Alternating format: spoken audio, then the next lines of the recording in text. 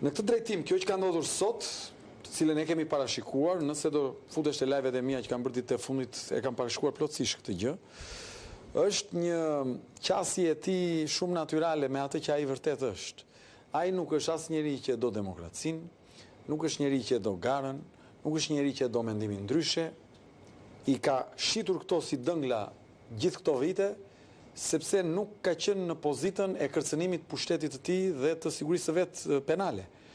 Sot që ai gjendet përballë faktit që të gjithë ushtarët, oficerët, po mes fundi edhe mbretresha e tij politike ju rrëzua, gjendet përballë faktit që ushtria e drejtësisë i ka shkuar në dyert e veta dhe tashmë po shfazohet, po del fare nga binarët dhe po tregon fytyrën e tij të vërtet.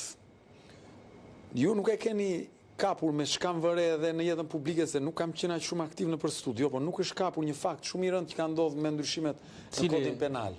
Zoti Lapaj. Po, te kodi penal ai ka bërë një, se këto janë teste që po i bën shoqërisë ai për ndryshimet e mëdha që pret të bëj. Ai ka ndryshuar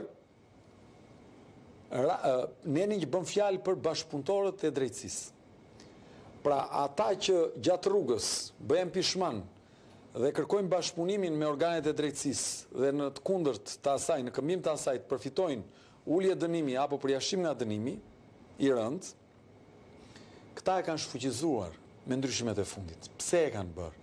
E kanë bërë që të gjithë këta që po arrestohen dhe po merren në hetim të mos flasin më, sepse nëse deri dje josheshin nga drejtësia me qasjen që po fole, po bashkëpunove, do përjashtohesh apo do të ulet dënimi, për 1, 2, 3 vepra, tashmë nuk e kanë më këtë sepse e hoqën këta me ligj. Është vërtet kjo? Po, është kështu siç ta them, është atentat që ish bër realisht reformës në drejtësi, atentat shumë i rëndë se ti heqësh prokurorit mundësinë që të arrijë të josh me marrëveshje një prej personave në hetim, do të thotë që ti të vrasësh bashkëpunëtorin e mundshëm, i cili mund ta zbërthejë skemën.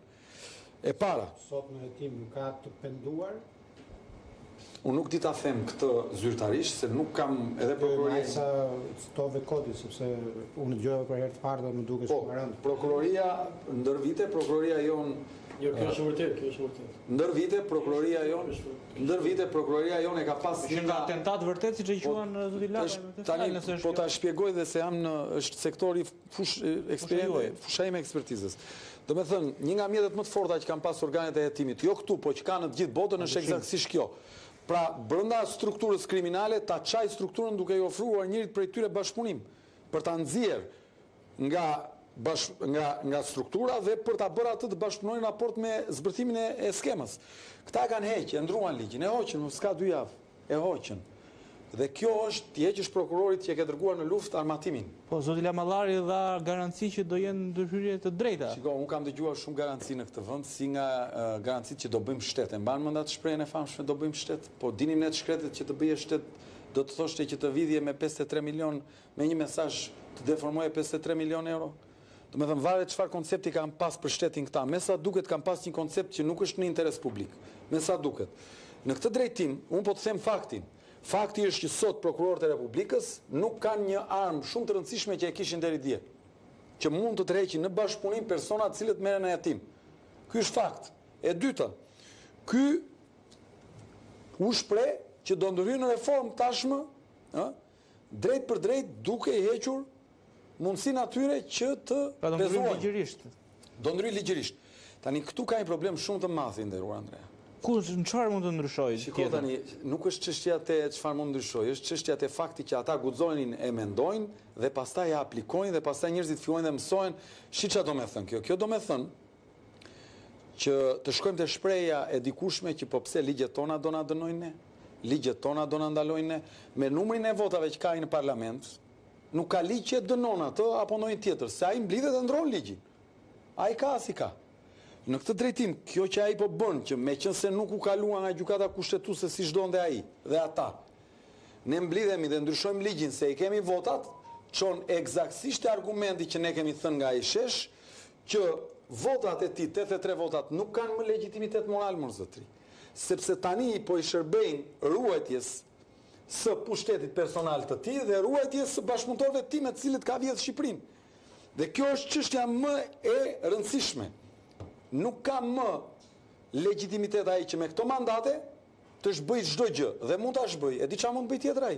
Po mblidhet sot ose mblidhet nesër dhe thot prokurorët e posaçëm nuk do kenë më tagër të hetojnë vepra që kanë ndodhur në momentin që personi që është në hetim jep dorëheqjen.